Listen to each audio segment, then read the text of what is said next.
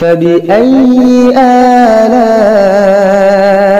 ربكما تكذبان؟ السلام عليكم ورحمة الله تعالى وبركاته.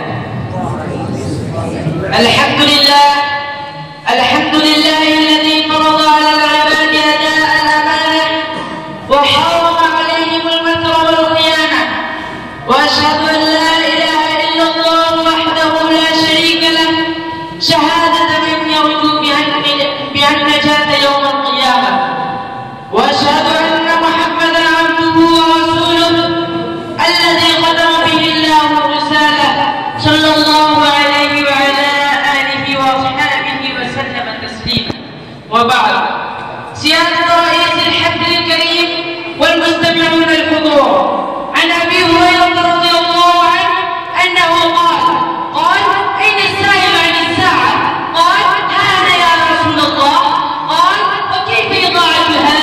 قال إذا وسد الأمر إلى غير أهله فانتظر الساعة أيها السادة المكرمون في براسة النبوة وعلى يدي النبي الهادي الكريم والمرب الأعظم صلى الله عليه وسلم تلقى أصحاب رسول الله صلى الله عليه وسلم عيوبهم ونشروا تلك النشأة الطاغلة بعد أن غرقوا من بحر الكمال ونهلوا من معين العلم، فكانوا نجوما زاهرة وبذورا ساطعة، وإذا خرجوا من مدرسة النبوة يحملون للعالم مشاعر الهداية والنور ويرشدونهم إلى طريق الخير والسعادة.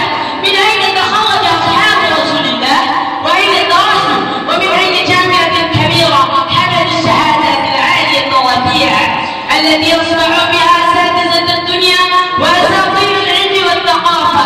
إنهم درسوا على يدي النبي الكريم وتلقوا العلوم من فم النبوة وتخرجوا من المسجد الذي كان ولا يزال أكبر مصدر للإشعاع العلمي وأعظم مركز للعلوم والعرفان، فمنه تخرج العلماء والأدباء ومنه ظهر الشجعان والأبطال.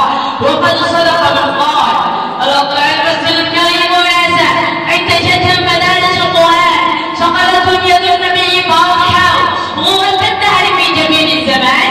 هذا هو رسول الله صلى الله عليه وسلم يجمع أصحابه في المسجد ويجلس إلى كانهم كواحد منهم ليعظهم ويذكرهم ويرشدهم إلى ما فيه سعادة الدنيا والآخرة ويدخل أرابيه، فيرى رسول الله صلى الله عليه وسلم يحدث أصحابه فيقف ويستمع إلى هديه الشريف ثم يلقي عليه سؤالا قبل أن يتم الرسول صلى الله عليه وسلم كلامه يسأل عن الساعة يريد أن يعرف أحوالها، ويظهر من سؤاله أنه كان مشغول البال والفكر بأمر الساعة وأمر القيامة، ولكن الرسول عليه أفضل الصلاة والتسليم لم يجبه وبقي متابعا لحديثه.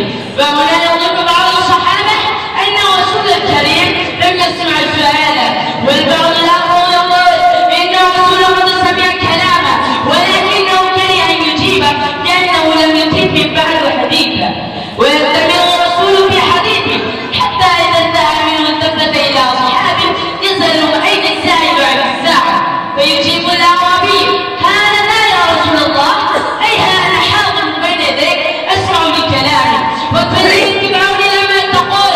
فيجيب الرسول صلى الله عليه وسلم بتلك الكلمة الرايعة